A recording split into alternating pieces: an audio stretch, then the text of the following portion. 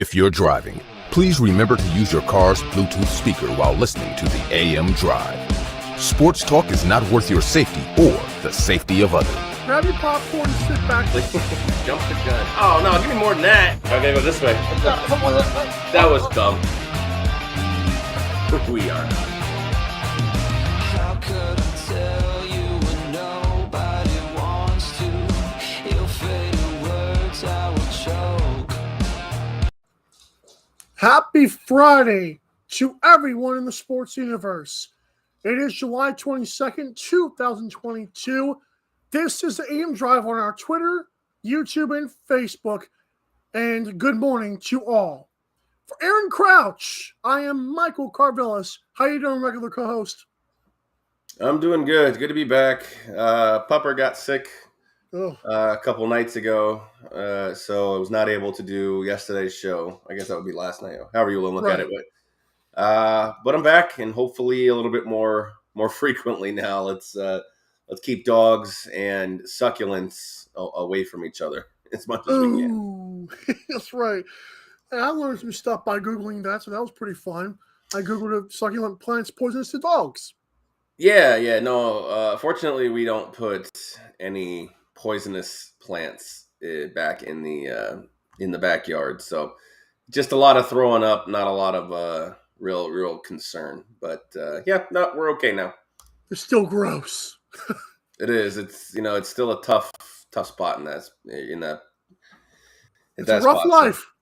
Rough life. Is that RUFF life? Yes. Yikes. All right. Hey, to support our show in the easiest and really cheapest way, AM Drive online. You can buy our merchandise. Our shirts are good quality. So are the hoodies.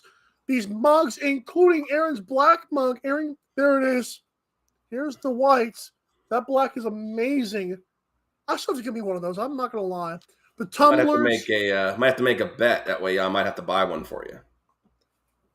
Good idea. I've actually got some people that were like, "What is that shirt you're wearing?" They told me that if I buy them one, they'll wear it around for free advertising. Love it. Bad. Or they can just buy it because it's so cheap. It's the cheapest I've ever seen anywhere else. Like $16 for a good shirt is you can't beat it. You cannot. Alrighty.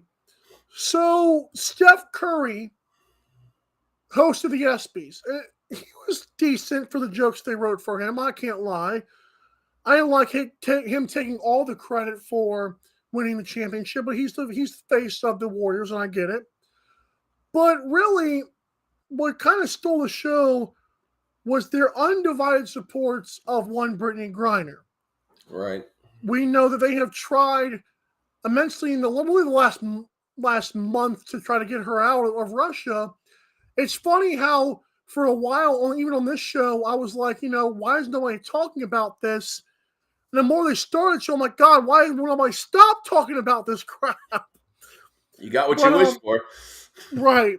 So I've said, Aaron, to give you my stance on this before I let you go on about Steph Curry, I have said I am on the fence of just because people say Black Lives Matter and they want the country to change does not mean they're anti-America.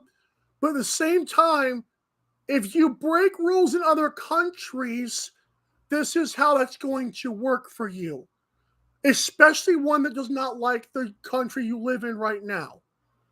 So I'm okay with saying that she's not anti-America, but it's also frustrating when they're like, free her, like she's been so wronged. You're smuggling drugs, bro. What do you want me to do for you? I mean, I would love to bail you out of prison and see you play WNBA. This is not about the WNBA or playing sports. You broke the rules, bro. That's how this works. Go ahead, Aaron. That's my big situation with this. And okay, I understand you don't want to call her anti-American, and maybe that's going too far. And there's been a lot of, all these formal protests, how America is just so rough and rigid and just so violent, for lack of a better word, towards people of color or people who are different. And, maybe America is not the utopian country that you wish it to be, and nowhere is. That just doesn't exist. But I think people like Brittney Griner are finding out just how great America is when you walk into the door of another country. especially countries that are set in Stone Age ways, like Russia or countries in the Middle East. And look, do we believe she's wrongfully detained? No, I don't. I mean, let's be honest. She brought a substance that is not kosher in Russia, while it may be here. You just because you're an American citizen doesn't mean you can go do whatever the hell you want to another country. Exactly. And you know what? Maybe Russia didn't start out with this as a political statement. Because let's be honest. I mean, if their mindset was, oh yeah, let's detain Brittney Griner, this is going to create such a national media firestorm. Like you said, no one cared. No one cared for months. And we talked about it, and I was surprised we even talked about it, because you were saying, why is no one talking about it? And I said, because no one cares. But I believe that the agenda really stems more from the American side of, we hate Russia. Russia's this. Russia equals Donald Trump. Donald Trump is bad. Right. Then it became a situation. But for, like you said, for months, no one cared about Brittney Griner being detained or wrongfully detained until they could use it for political stuff. Exactly. Until it fit the narrative of the people, not only in the sports world, but in the political landscape as well. Like, I don't believe she's wrongfully detained. She committed a crime. And she pled guilty. And she pled guilty to the crime. And while in our world, in America, the crime she pled guilty to would never levy a 10-year prison sentence, this isn't America. She's in Russia. They do not play. And I don't think the 10-year prison sentence has anything to do with the fact that she's Brittney Griner and she's a WNBA player. And then we try to look at this as women need to get paid. I mean, I don't know if you have the information in front of you, but I think she makes somewhere in the realm of like $180,000 to $200,000 in the WNBA. And then she's making more money in Russia. That's the reason she was over there in the first place. So she knew the rules anyways. But like you said, she made even more money over there. But my point being is that, you can't tell me I need to go to Russia to make more money because you can't make ends meet. When you make 3 times the national average of what people in America make. I mean, you're not going to find sympathy and support. And as much as they try to shove it down my throat on ESPN and CNN, and I look at, they tell us, 90% of Americans are, standing behind Brittney Griner. But I look at, message boards and comment boards and people on radio shows and people on Twitter, like, they don't care. For all they care, she can go rot. We all got our own problems to deal with. We're not the ones walking into foreign countries with banned substances. Like, I'm going to do me, and you guys want to go and sit on the ESPN. I mean, there's a reason I haven't watched anything on ESPN with the exception of a game in a long time. And this is one of it. Like, I feel for her as a person, but she made decisions that have affected her life and her family's life. So you're on your own. Yeah, I don't want to harp too much on it, but to me, a sports show, we're going to celebrate the best. We're going to celebrate the best. To take so much time out of that to shove that down my throat, no matter how even if you believe that Brittney Griner is wrongfully detained, that was unnecessary to me. There were 3 or 4 different little skits for that. I'm like, when are we going to stop talking about it? Megan Rapinoe wouldn't shut up. The Steph Curry thing, God, this kept going on and on. So I will actually, I watched some of the highlight. I didn't watch the ESPYs, but I watched some of the little short videos, and I think Megan Rapinoe kind of said it. She kind of nailed it a little bit. I'm usually really reluctant to give her credit on most things, but she did acknowledge the fact that, hey, we're not getting Brittney Griner out tonight, so let's go ahead and celebrate all the accomplishments of what people have done here. And we want to know that we're looking out for it. And like I said, as a person, I 100%, support everyone's, trying to get her out, trying to get her home. It does suck, the fact that she's going to potentially go away for 10 years. I don't think she'll end up doing 10 years, but I can understand your ability to do, but it's really hard for me to sit there and say, hey, look, this person is guilty. They have pled guilty. They deserve to just walk free. That's just not how judicial systems work. I mean, when we have situations in America where the facts and the figures are right there that things didn't happen, but it doesn't influence or it doesn't confirm our narrative. We want people to rot in prison. So you can't have it both ways. And you know exactly what I'm talking about. I agree. This is AM Drive. We talk sports. I love that conversation. I don't love talking about it. I love that we can elaborate on it enough to make it sound okay. Kyler Murray got paid second highest quarterback in the NFL now. No offense to anybody who smokes weed. That was the wrong wording. Second highest paid running quarterback. How about that? Sounds a lot better than the highest. So second highest. I see what you did. I was like, what are you talking about? Right. So second highest paid quarterback. Good for Kyler. But I saw a great tweet that was like the pros of Kyler. He can move around the pocket, like he can run outside the pocket well, and he's a big ticket guy. The cons are he's short, he's injury prone, and he seems like a diva at this point. He was going to sit out, and he's only played 2 years in the NFL. What are we doing, bro? Congratulations on getting your money. Yeah. Come on.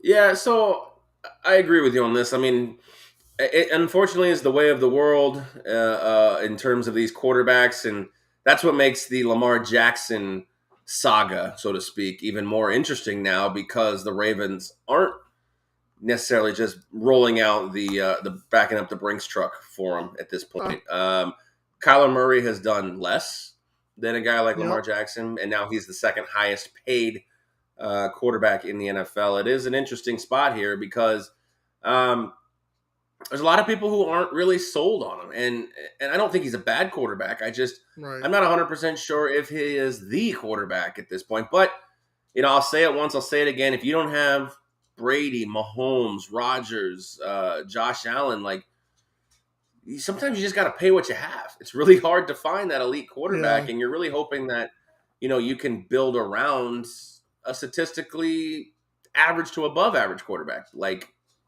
maybe Matt Stafford. You're hoping to find a situation like that. And, an interesting stat I found here, and I think you'll get a kick out of this. Obviously, 3-4 years ago, we weren't 100% sure if Kyler Murray was going to play baseball or if he was going to play football. Well, Kyler Murray signed a contract that pays him $46.1 million annually. He was drafted by the Oakland Athletics, correct? Yep. The Oakland Athletics 25-man payroll is $48.5 million combined. He chose the right path. He is making almost the same as the 25 guys who are on the roster in Oakland. For better or worse for what they are. But yeah, that's a good point. That's a great point. Are there any big names on that roster that you know of? On Oakland? God, who's there? I mean, big names? No. Besides the number one pick? I don't even know anybody on Oakland anymore. I think Chris Davis is gone. I mean, maybe Stephen Piscotty is there still. But as far as big names, I don't think I could name one player on their team right now if you put a gun to my head. And I'll put it this way, Aaron. You made a good point about, because the amount of money he's making compared to that team is also interesting. The fact that he has not won the MVP. Even Lamar Jackson won the MVP. That you could justify second highest paid quarterback. Kyler Murray didn't even he stunk it up in a playoff game and still makes that kind of money. He definitely chose the right career path financially. Well, and not only that, I mean, let's look at this other situation. It's a bad precedent because now this isn't I don't know if this is the first time this specifically has happened, but to me, I think it is where because we saw Russell Wilson do it as well, and then he got out of town via trade, but. Remember, he scrubbed all his social media of anything Cardinal related. He wouldn't talk to the team. And basically, it looked like Kyler Murray. I mean, we were talking on the show about Kyler Murray to Tampa, Kyler Murray to Houston, and, Atlanta and things like that. And then all of a sudden, now it comes out that he's the second highest paid quarterback. While I agree this is, it may be a move that bites him in the butt, at the same time, what other choice does Arizona have? He's got them relevant right now. Exactly. They haven't been relevant since Kurt Warner. Yeah, Kurt Warner. I forgot about Kurt Warner.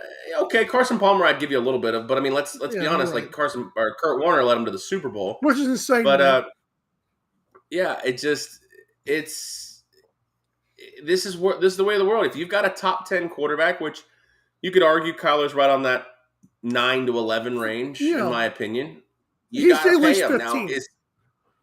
And the way these contract cycles are working, like, just because he's the second highest paid doesn't mean we believe he's the second best quarterback. That's just, Pat Mahomes has signed his, Josh Allen has signed his.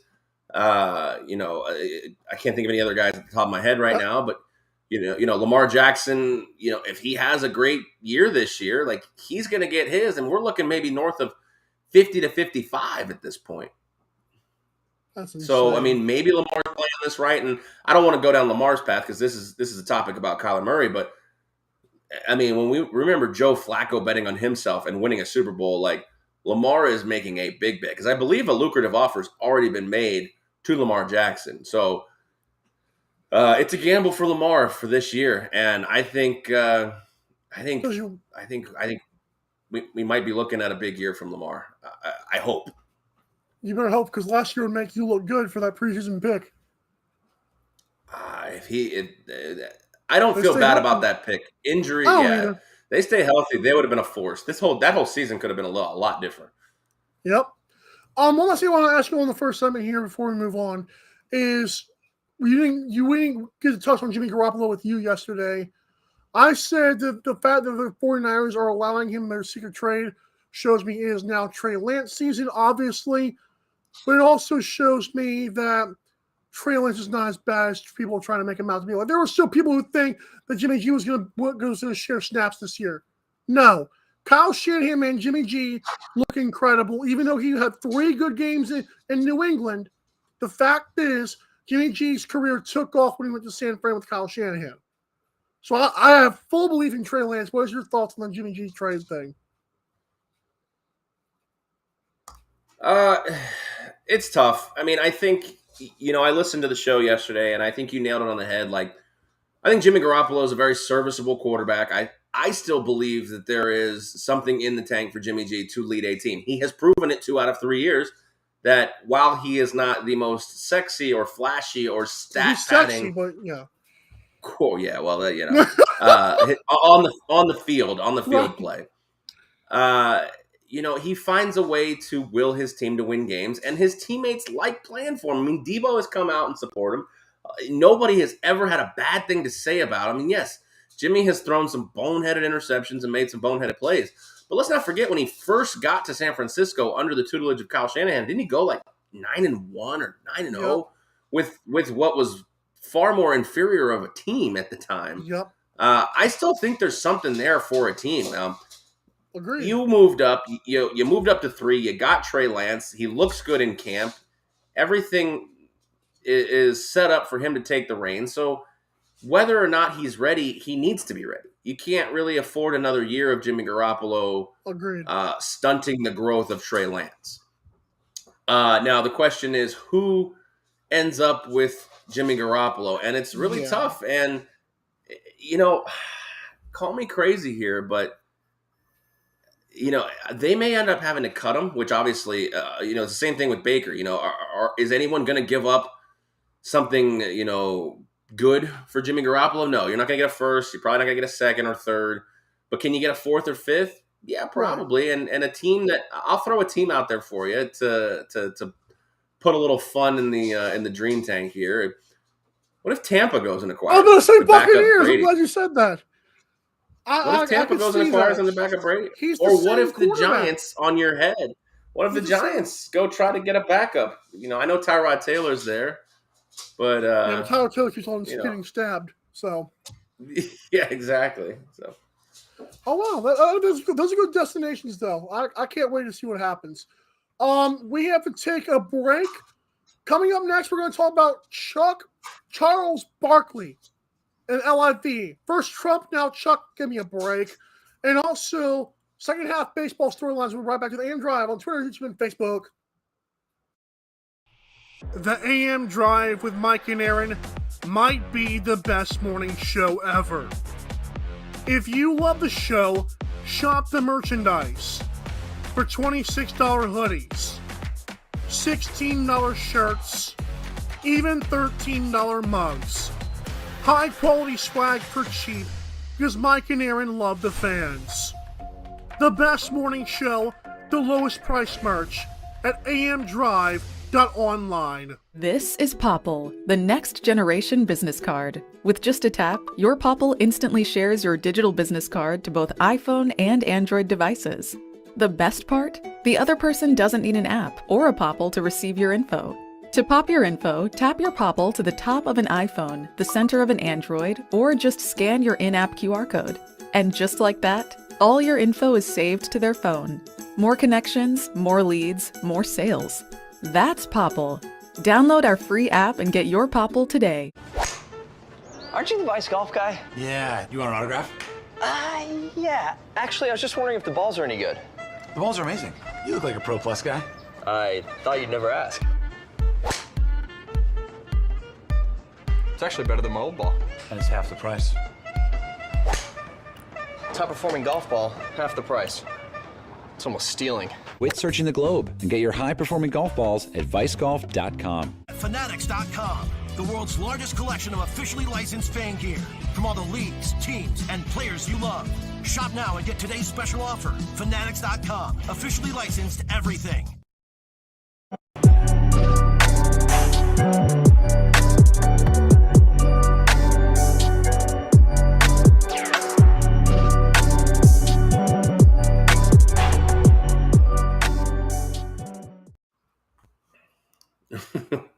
All right, and welcome back here to the AM Drive on the Twitter, the Facebook, and the YouTube. You catch us at AM Drive TV. That's the social media handle. Learn it, know it, follow it, love it.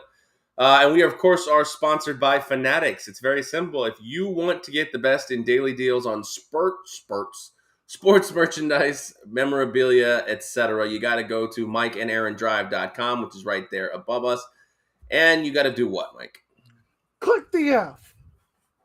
And when you click that F, it goes right into the Fanatics website where you can get autographed memorabilia, every team, every league, jerseys, hats, polos, anything you can think of. They've got it. They've got your logo that you want, the team you want to support on those memorabilia and merchandise items. So make sure that you visit MikeandAaronDrive.com, click that F, add to cart times a million, support the show, and for that, we thank you.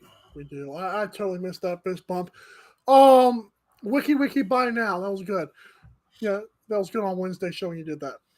Can we fist bump across the country? Can we do an across the country fist bump right now? Go. Got it. All right, we're gonna get that. That's not as good as our tug of war. That was awesome. It's been a couple of months. We're a little off. Right? We got to get back. So calibrated. LIV Chuck. Inside the NBA star and NBA Hall of Famer for what that's worth. I'm kidding. NBA Hall of Famer, all around good guy, I guess. I don't really care for Charles Barkley, I'll be honest. But he might join the controversial golf league, as a broadcast partner. I'll be honest, Aaron, before I let you go. I do not care for Chuck, never have. This seems more like throwing more money at big guys and hoping it sticks to fans. And as I told Tony Johnson yesterday, they better hope this product is good. Because like I was telling him, listen, I was watching for Phil Mickelson. He finished 20th in a field of 23. I don't know what to tell you. Hopefully it works. Well, I think, first of all, you're focused on the wrong thing, and that's Phil Mickelson. Like, I understand he's the first guy to come out and have conversations about this, but Phil Mickelson is not the guy you should be primarily focused on in the LIV series. Phil Mickelson is washed. Another guy, Henrik Stenson, who's coming over to the LIV, is washed. And that's really more where my head scratching took place, was like, why does the LIV want guys like Henrik Stenson? Like, those guys don't move the needle. Now, I know you're trying to ultimately gobble up everybody, but you know, I guess they're looking at like, hey, if Henrik Stenson can make $20 million to come over here, like, you know, maybe Colin Morikawa will start thinking about coming over here, or John Rahm, or et cetera. But going back to Charles Barkley here, I'm actually shocked to hear you don't like Charles Barkley, and I'd like to get into that as to the reason why here in a little bit. But Last month on the Pat McAfee show, Charles Barkley said, "Look, if someone gave me $200 million, I'll kill my relatives." um, so the question I have is you use the word controversial. Why do we believe the Live Tour is controversial? Why do you think that? Really 3 reasons now. The third reason came yesterday. Number one, obviously not my reason, but the reason why other people have said it is it's backed by Saudi money. We all know everything in America comes from China anyways, which I agree. A lot of things in America are backed by Chinese money, but we don't bat an eye. Number two, they're stealing all these players, trying to make some Super League, and I'm like, but PGA Tour, I don't like. It's not really the league's fault. It's more of these players' faults for saying screw the PGA, because now it just ruins that league for me. And number three, Donald Trump is basically threatening PGA players. Oh, well, when this merger happens, you won't be able to get on, blah, blah. So it pissed me off even more. So, you have to look at it this way. Like, there are days far before us where, like, the NFL was the upstart. And people were like, people were literally going to college, playing college football, and they were like, hey, are you going to go to the NFL? And that wasn't even a thought.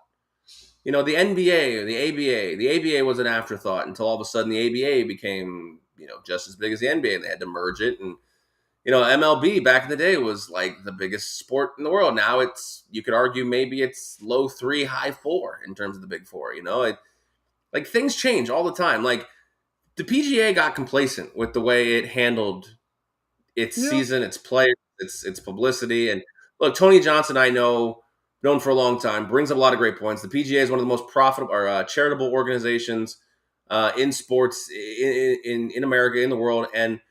But it doesn't necessarily mean that they, are the best option for people. Like, I don't, the thing is like, what is LIV? What is Liv's goal in this? To overtake the PGA, to eliminate the PGA, to just maybe be an alternative for people to watch. I haven't seen the numbers of what, how much people are watching these broadcasts. I haven't watched one yet. And I'm in Liv's corner, but I am also just kind of playing the devil's advocate to you guys who are anti-Liv. That's really where my mindset rests, because while I love the PGA Tour and most people love to watch the majors, they're not watching the 3M Open this weekend. Like, they're doing other things. Right.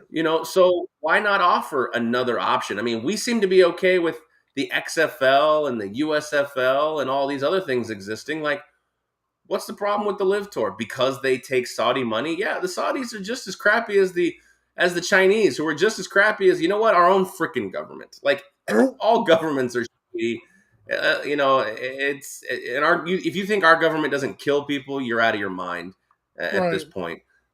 So, I'm going to take the moral compass and put it aside for a second here at this point and say, look, when I finally do sit down to give Liv a chance, maybe by that time they've got Charles Barkley and David Faraday in the booth, and they've got, players that I want to see play. Like, I want to see Bryson and Brooks and DJ, and I wouldn't mind seeing like John Rahm and, some other guys. We'll see what happens to them. But I told you, like, as long as the PGA has to sit there and continue to beg, borrow, and butter up its superstars, those guys aren't going anywhere. But these little guys like Matt Wolff, Taylor Gooch, what's in it for them to stay in the PGA Tour?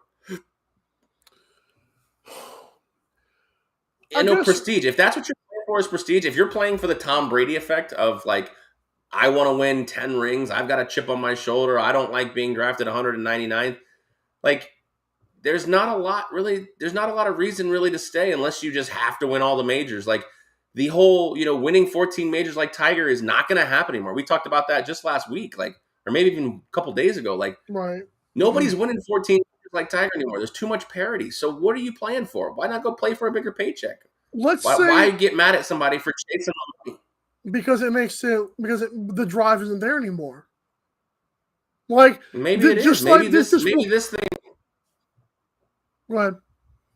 Maybe Liv is developing their sport and looking at a situation where, like we talked about, like They were looking at maybe a potential Ryder Cup format. Maybe they're going to have some majors of their own where the purse is 5x of what like the Masters purse is going to pay you. Like I think Cam won what 2.75 million winning the Open, and then immediately got offered 90 million to join Live. 90 million dollars. How is that? At what point does the money like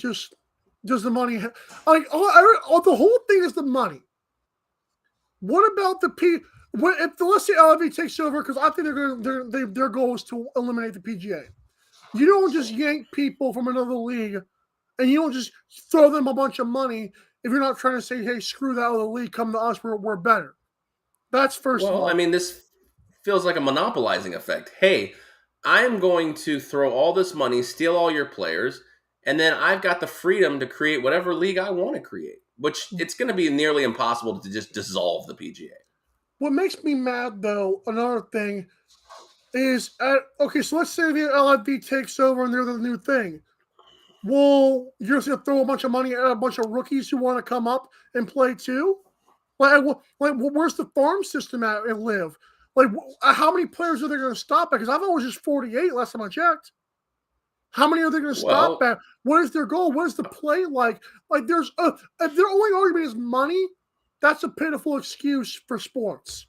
Like, well, right now they just have a 54 hole competition, and that's stupid. Like I said, I don't think Liv had a real plan for the schedule or for the breakdown, but they don't really need to right now. I think they're just in acquisition mode. Get all these guys, sit them around. I mean, hell, have Bryson, DJ, Phil, all these guys sit around the table. Hey, how do you guys want to see not only your money distributed? How do you guys want to, you guys wanted to come over here because you were hoping it made the sport of golf and the PGA Tour wake up and say, we want to be something better. Remember what Phil's words were. If I have to join LIV to make the PGA Tour a better, better themselves, then this is worth it for me. But maybe now with the carte blanche of Live Golf, they can make a league that's better. I mean, look, let's take the XFL. What if the XFL was backed by Saudi money and guys like Pat Mahomes and Josh Allen started jumping over to the XFL? Like, would you watch the XFL? Because you want to watch these players? Now, like I said, I don't know if DJ moves the needle anymore. Brooks and Bryson, when they were feuding, probably would have been a little bit better for Live Golf. But like, let's say Rory and Scotty Scheffler were the first ones to jump over to Live Golf. Like, oh, now you got my attention. Like I said, like the XFL and the NFL. Like, if Pat Mahomes and Josh Allen and I don't know, you call it whatever you pick another player, like Lamar pick another Jackson, player, like Kyler Russell Wilson, Murray. Lamar Jackson. Yeah, just anybody. Tom Brady. If three of those guys. Yeah, let's do that. Like Tom Brady, Pat Mahomes, and Josh Allen all go to the LIV XFL. You're gonna pay attention, and the NFL is gonna have to figure out how the hell did we just lose three of our top superstars in a flash? I mean, here's the thing, though, Aaron, and I brought this point to Tony as well.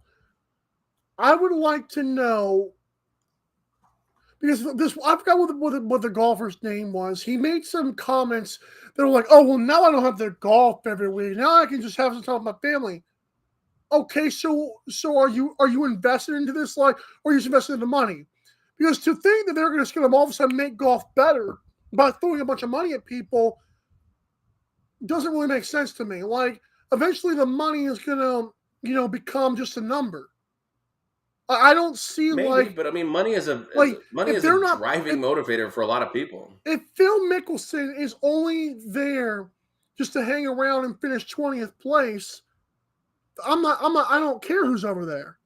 I don't care if Rory and Scotty Scheffler jump, because they're not going to be fully invested in playing well. There's some BS arcade league. I'll just watch the other guys come up in PGA. But you can do both. LIV says no, you can't. Hey, PGA and LIV said no, you can't.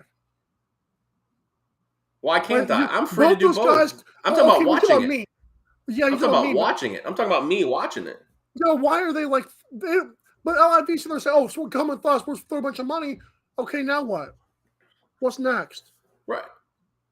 maybe like I said, maybe the Live Golf has plans to commit to creating a better product. Right now, I think they're just in acquisition mode. They're trying to put the fear into the PGA. And let's be honest, I mean, David Faraday's been a long time announcer, long time person involved with the PGA. Like, I know this move doesn't seem that big, but David Faraday is in a very entertaining part of golf.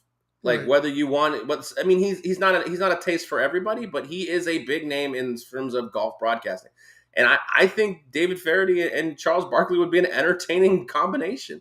It's just me. Now, maybe there are people who are purists who will stick by the PGA side, and I'm not against the PGA and all this. I still like watching the PGA. I watched the 3M Open. I watched the opening round yesterday. Again, still haven't watched anything in Live. So, I mean, you can't even really say that I'm 100% supporting Live Golf. I haven't watched a single event. But I think you're so primarily focused on Phil Mickelson, and that's not the guy. Like, he and Greg Norman are basically the facilitators to try to make this league get off the ground. And like we've talked about, with the unlimited money, these $90 million contracts, trying to get Cam Smith, who just won the Open. Like, can you imagine if Cam Smith signs with LIV Golf in the next 2 weeks? Like, that's huge. The guy who just won one of your most prestigious events is like, see ya, I'm out of here. And actually won two of your most prestigious events this year in the Players as well. Like, I understand what you're saying. The money becomes complacent, but aren't we all playing aren't we all playing this game of life for financial stability? That's where I want to push back on as well, because I mentioned that Jay Williams talked about Tiger. He also said, well, I grew up wanting to play, just want to play to make money from my generational wealth. I'm like, no, you didn't. Every last person who starts playing sports starts playing because they want to, because they love the sport. Sure. It does not happen until high school or late into high school. You're like, I can make some money off this. So this notion that money is the only determining factor is just not true. No, like you said with Tiger, the more and more you comes. The money will come. Sure, but the money's here now. Back in Tiger's days in the early 90s, golf wasn't what it is today. Golf is what it is today because of Tiger. But has Tiger suffered, though? No, but Tiger's an isolated incident. Like, look at guys like Matt Wolff and Taylor Gooch and guys who are, an up-and-coming star on the league, and Taylor Gooch, you probably never even heard of him until he defected to Live. And he was a pretty damn good golfer, but he's shadowed by a lot of these other guys. And if two Taylor Gooch and two Matt Wolff, who Matt Wolff may never become the same golfer that he was when he first broke onto the scene, and guys like, let's take Bryson DeChambeau and Brooks Koepka. These two are the big ones for me that are the barometer. Agreed. I mean, Bryson's got a major. Brooks has got 4, I believe, at least 3. I know he's got at least 3. Like, so he knows I'm never going to catch Tiger Woods. And maybe that doesn't even matter to him. He's made his name on the PGA Tour. He can set himself up financially. And why are we going to condemn a guy for that? He is choosing to do whatever he wants to do. Like, why? It's the same reason, like, we talk about, Tom Brady took years and years of pay cuts to make the team around him better. And then you have guys like, look at Pat Mahomes taking $50 million, Aaron Rodgers taking $48 million, Kyler Murray taking $45. Like, while we don't like it as fans, how can I tell a guy, hey, this team put $50 million in front of you per year. You can't take this. Well, if that's what you want to do. But, if you're, Brooks and Bryson can't come out and say, well, I'm really mad that I can't win majors anymore. Well, that's the decision you made, man. That's the decision you made. I'm really mad that I can't win Super Bowls like Aaron Rodgers. I can't win Super Bowls because I don't have a team around me. Well, you're the one who took a third of your freaking team's salary. What are you going to – you got nothing to say. And that's another good point, because I believe that if this thing does fall flat on its face, when I say that LV says, okay, we're done with golf and we don't want to try this anymore, those guys are going to bind because they missed out on majors they could have been playing in and winning. Maybe so. But again, does that matter to the guys who defected? You make decisions and the fallout is – yeah, when you make decisions and the fallout doesn't go your way, you have to live with those decisions. You have to live. Ha! Boy, that was good, Aaron. Good. Right. Thanks. Totally planned that. The reason I don't like Charles Barkley, by the way, is because I've always thought he was illiterate. I thought he cannot develop a complete sentence. I think he's incredibly insulting to most people. Like I don't understand like this notion that he's like he can be a jerk on TV and it'd be funny and okay. And I just my thing. I liked him more over the years, but to me, he was never what made that show. To me, what made the show is the chemistry that all those guys have together. I feel like Chuck was always just shoved down our throats, and now all of a sudden he's the spokesman for everything NBA and now golf, I guess. But that's why I didn't care for Chuck. Yeah, I mean, the thing is like, there's a guy like that in every sport, in my opinion. The guy who, is very opinionated, can be funny, can be polarizing, doesn't necessarily have the pedigree of the greats. So it really, like, I know that I don't watch a ton of Inside the NBA, but I've seen episodes where Charles Barkley will say something, Shaq will rebut. They get into a little bit of, an argument of sorts, and of course, Shaq will pull out the Trump card with the rings, and whatever. I mean, it is what it is. But I mean, Charles Barkley has to really think long and hard about this decision, and there would have to be a lot more money than what I believe is being offered currently thrown up to him, because he is going to lose probably inside the NBA if he does this. You think? Because this is I do. I think that, with all the social justice warriors, if he takes LIV money, I think that a lot of them are going to call for his job and, his endorsements or anything like that. Like, I mean, there's people that will try to socially kill this sport, and they're hypocrites, which they have every right to be, because I'll be the first one to admit we're all hypocrites, even the ones who don't think they are. So, I think he has to think long and hard about how much. I mean, he probably has to have a lot of money thrown at him for him to actually do this. I agree with that. He wasn't even on NBA 2K for the longest time. I don't even know if he is right now because of the fact of the money that has to be thrown at him. So, there you go. It's fair. Well, that's that. How about some second half storylines for the Major League Baseball season? After the AL beat the NL for the 9th time in a row, what's going to happen next? The Yankees and the Dodgers look like on their own collision course, and that to me is my first storyline. I'll go first. The two most probably popular teams in baseball, the Dodgers and Yankees, are the two best teams in baseball right now. They both score very well. They both pitch well. I wonder if this will be the collision course of Yankees Dodgers World Series. Let's have at it, the heavy hitters, or will the Astros, who are actually like very close behind them in betting odds, will they take the throne from the Yankees? Who knows? Aaron, what's your first storyline, and what's your reaction to that one? So my reaction to your storyline is, yes, they are obviously two of the more, if not most popular teams. It creates the East Coast versus West Coast divide / matchup / entertainment.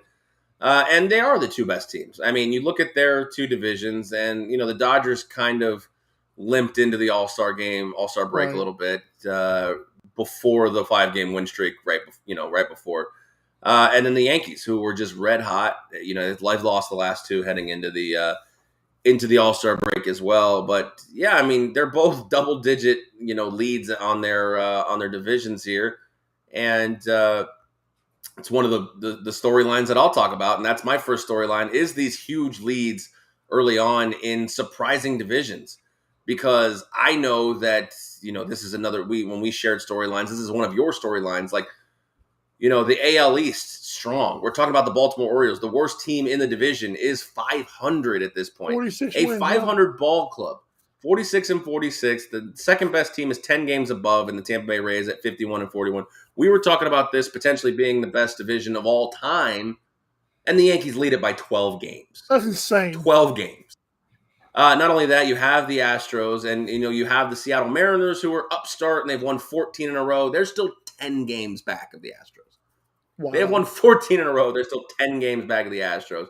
And then, of course, the Dodgers, who have the Padres and Giants on their tail as well, are still 10.5 games. Like, these huge leads by these division leaders, the Dodgers, the Astros, and the Yankees, like any given night, I know that they can be beaten. It's baseball, but they just seem to be so far head and shoulders. How is that going to translate to the playoffs? Like, are we going to see any one of these three teams, like one of the Reds, remember that Red Sox collapse where they were up by like 9 games with a month left? And the Braves did the same thing that year, but nobody talked about it. But are we going to see one of those? I don't know. It'd be fun, but I don't know. Those are some big leads at the All-Star break. That's insane. And like you said, the fact that divisions are so good and that they still have those big leads, it just doesn't make sense. Doesn't make sense at all. Correct. And that's why it's so surprising to me, because that's why it's so surprising to me. AL East, I mean, I know I don't want to step on your toes here, but we talked about this maybe being one of the best divisions of all time, and the Yankees lead it by 12 games. I'm not going to chop that one off, but yeah, because they're right. Those topics coincide with each other, but it's good points. How about this one? Are the New York Mets actually going to be contenders this year? I know it seems like the addition of Max Scherzer helps that, but man, I mean, DeGrom will be fully healthy. Good morning, Aaron. And was it Francisco Lindor's on the team? He goes from Cleveland, makes them a winner, and then comes here and I don't want to say makes them because Mike Trout cannot make anything with the Angels, but the New York Mets, man, are they here? Are they here to stay? I don't know.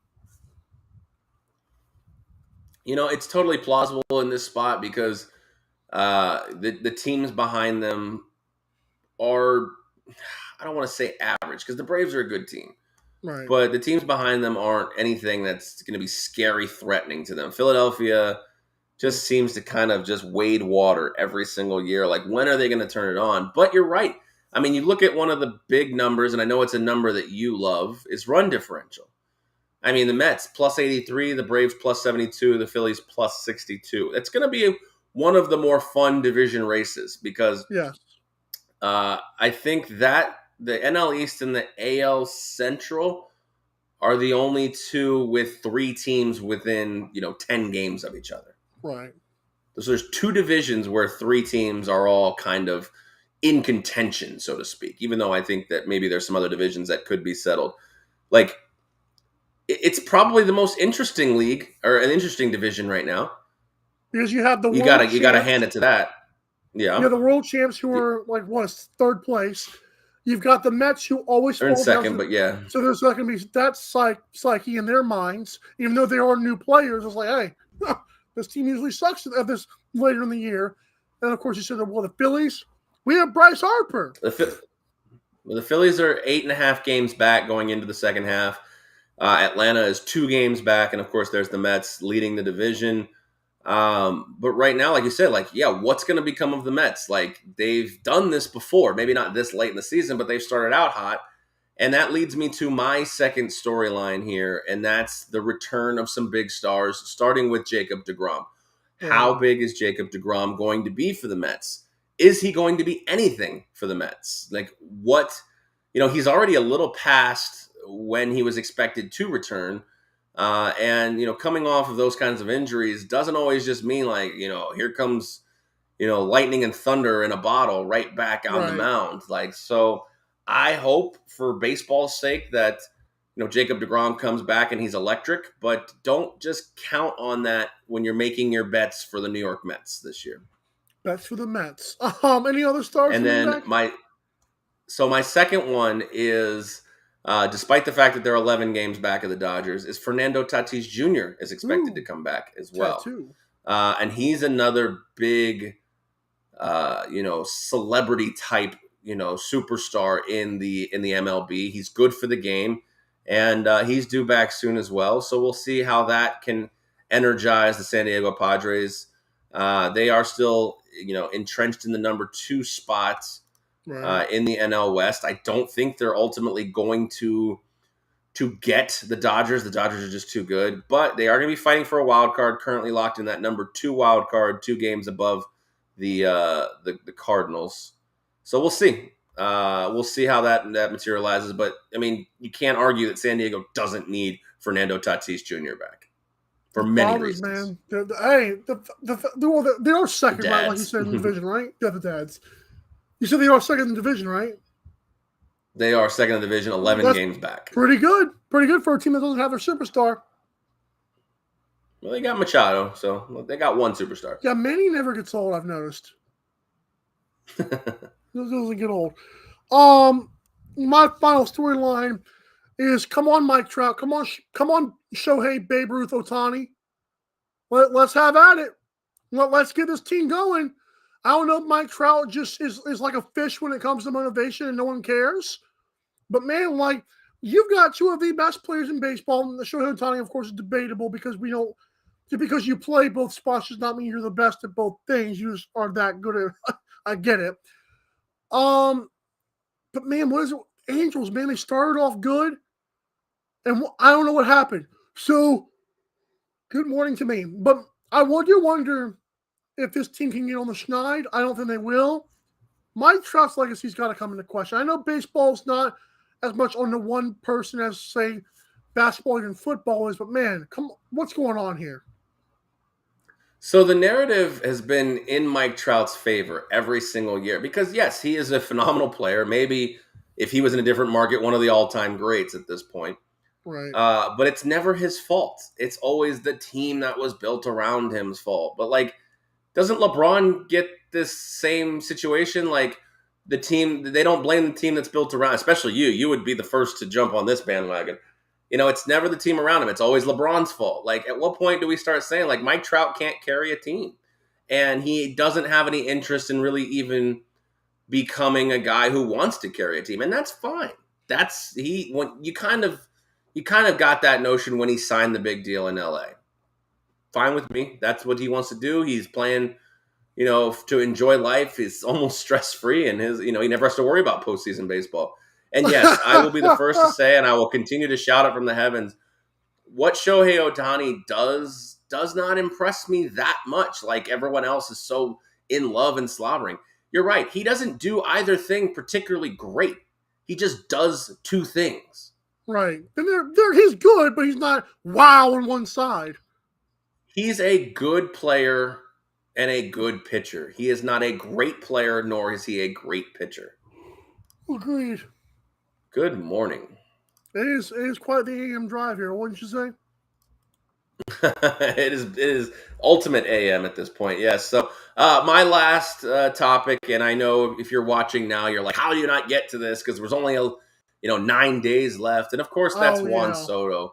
It's Juan Soto at this point. Like, where is Juan Soto going to end up after this whole 15-year, $440 million? And I know I listened to you and we talked about it, like $440 million just to not balk and be like, no, thank you. It is. It's a head scratcher. And when you dive into it, obviously the 15-year deal is it's tough to swallow if you're anybody. Like, especially when you're a guy who I believe, correct me if I'm wrong, is 22 years old. 23, yep. And for you to say, yeah, if I'm going to lock up basically my career and most of my, my prime adult life in one place, it's hard to say yes to that. I am 100% I'm on board with Juan Soto's decision. Here's the thing, though. I have this strange suspicion he's not going anywhere by the trade deadline. Good Lord. You want to wake up? You put some coffee in that mug there, buddy. All right. Put some coffee or some cocaine at least. Yeah, I have this strange suspicion he's not going anywhere because the right offer is not going to be on the table. Washington's not desperate to trade him. Well, they don't owe him anything at this point. So, is it true he could be gone? He'll be gone at the offseason, but right. I have a suspicion he's not going anywhere. It's like the Brooklyn Nets with Kevin Durant. Like, we don't have to trade you if we don't like the offers. Like, you got 4 years left. Now, of course, Juan Soto doesn't have any years left, I guess, right? He might be under a rookie contract, though. No, he's got to have some time left. There's no way he's just going to be a free agent. Both those teams have the leverage here. Oh, I never said they didn't, but I know, that's what I'm saying. The thing is like, everybody's just ready. I know they're exploring offers, but let's not act like they're in such a rush to trade this guy. Agreed. It would be the only thing they could really profit from this is finding a team like the Yankees, maybe even the Mets, who's so desperate to acquire this person, especially the Mets, because they're just in uncharted territory right now. But yeah, he's going through arbitration. That could be fun.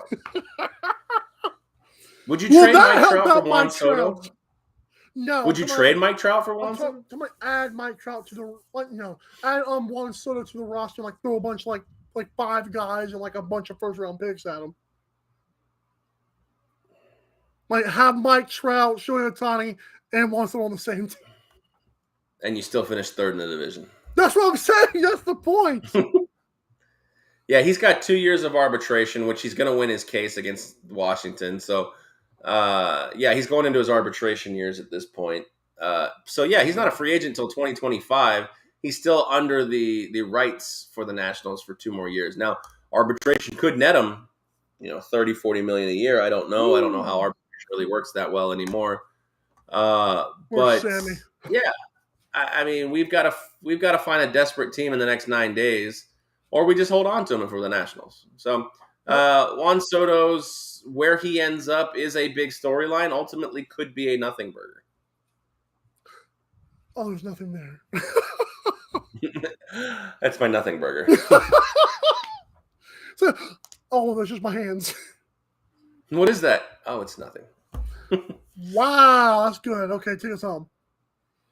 All right, it's going to do it here for us. Hope you guys had a great week. Mike held it down for a lot of this week, held it down for a lot of the summer. Be back in the regular fold as long as dogs don't eat succulents on the regular. Stop doing that. But make sure on this weekend, I know baseball's going to get back into full effect, but make sure that if you want to support your teams, hockey's coming up, basketball's coming up, football's coming up, make sure you visit Fanatics and visit Mike and Aaron Drive for all of our sponsors. Our past shows are on YouTube, and everything you need to know about the Mike and Aaron Drive, the AM Drive is right there, mikeandaarondrive.com. So for Michael Carvelis, I'm Aaron Crouch saying we'll see you guys next week. It's been real, it's been fun, and it's been real fun. We are out.